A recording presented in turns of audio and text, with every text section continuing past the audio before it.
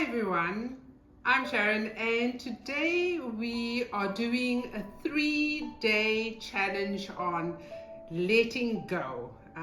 As a therapist, I found that this was the most difficult area for many people to deal with, and so I thought it would be a good way to address it so that those of you out there who is still grappling with this, that you can find a way forward for yourself.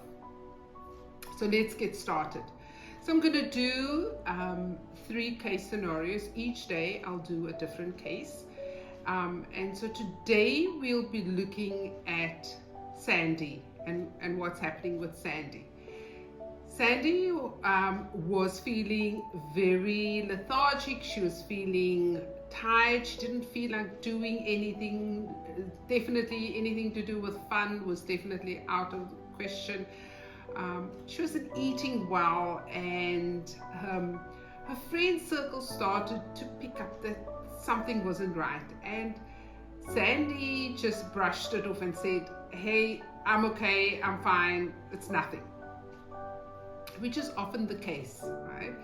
And so the friends just kind of felt that there's something here, and they encouraged Sandy to go and see the doctor. Sandy did so reluctantly. She just wanted to get them off her back, and she went to see the doctor. The doctor did a battery of tests and called Sandy in when the results were back. And he said to her, "Sandy, I've got great news for you. Physically, there is nothing wrong with you." And that's great news. However, your body is talking to you. Your body is saying something isn't right and you need to pay attention. And so the doctor urged Sandy to speak to a counselor, a therapist, to help her to process something that might be there that needs attention. And the one thing that really meant a lot to Sandy is when the doctor said to her, "Sandy, there is something that is still stinging you that you often think about, and that is what you need to pay attention to."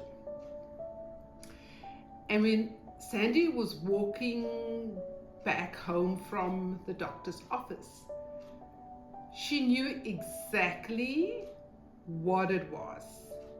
And it took her a while before she was ready to make the call to see a counselor. She felt that, she doesn't, does she really, is this so important? Is this really something that maybe the counselor would think that, this is a trivial thing? But she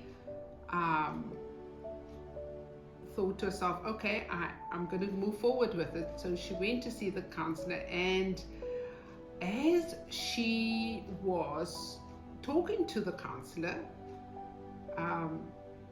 she revealed that 2 weeks ago, her sister graduated as a doctor, and she was so proud of her sister. In fact, this was really it was her proudest moment, and yet she was feeling some internal conflict. It was a bittersweet moment for her, and the counselor said, "Why would it be a bittersweet moment?" And she then unpacked that, and it turns out that the backstory was that Sandy grew up in a home where her father was an alcoholic, and she had lost her mom at a very young age, and she was the eldest, and she had to take care of her three siblings as the older one. And Dad, during the week he worked, but weekends he just totally was unavailable, and Sandy had to keep the home ticking over. She had to jump into that adult role of responsibilities, and as a result, all of her dreams and all of her visions for the future just was put on the back burner and just disappeared over time. And being caught up in raising the siblings and seeing that they finish off and that they are on their way with their careers meant that hers was, she couldn't do anything with that. And so while she was in an okay job, it wasn't the fulfilling job that she would have wanted. But she was carrying a lot. Now her parents were now deceased, and she needed to make peace with it. And she and the counselor sat down and they looked and explored what would be for Sandy the best option for her to move forward. And when the counselor mentioned writing a letter, Sandy immediately knew that this was something that she could do. And so the idea was that as we move into a time of healing, first of all, we need to know what's happening inside of us. In other words, we kind of need to name it, and that is identify what's the issue. And in Sandy's case, there was a lot of anger, there was a lot of guilt, there was a lot of grieving because of the losses that she had experienced up until now, and she had just suppressed all of these emotions. She had suppressed putting up a brave face, thinking that as long as she put up the brave face, it would just go away. And of course, we know that this never goes away on its own. This is something, it's like the body says to you, it is time. It's time to get rid of what is happening inside of you in order for you to make space for something new that is going to be advantageous to you. Something new has to grow, but you need to let go. Something needs to die so that something else can be born. And Sandy wrote a lengthy letter to her deceased parents, and in it she talks about the losses and the difficulties that she had raising and helping take care of her siblings and letting go of her dreams, and she decided that she was going to go to the graveside and read this out with the intention that she was going to forgive her parents, forgive what had happened to her. And forgiveness is such a key piece, because forgiveness is her parents are gone. They can't hear what she's saying. Forgiveness is for her.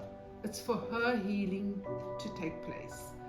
And so what she did was she read out the letter, and then she lit a candle. And the candle was symbolic of her new life that she was choosing, and to let go of this burden that she was carrying, to let go, for her to experience newness and to give herself permission to enter into a new chapter of life for her. And Sandy was telling the counselor, when she walked away, she felt that a burden had been lifted off her shoulders. She felt a spring in her step.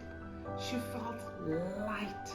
She felt a sense of renewed just excitement again. And this is what just letting go does, if we're able to get there. And so part of the series is to allow you the time to do some reflection. What are those stinging things that keeps on bothering you, that you need to pay attention? Because it is playing somewhere in your body. Your body is talking to you, but you're not paying attention. And so tomorrow we'll look at another scenario of how the body speaks to you, and what you need to pay attention to. So be sure to jump in tomorrow and the next day in our 3-day challenge in letting go. If you enjoyed this video, please hit the subscription button, and I look forward to seeing you in the next video. Bye for now.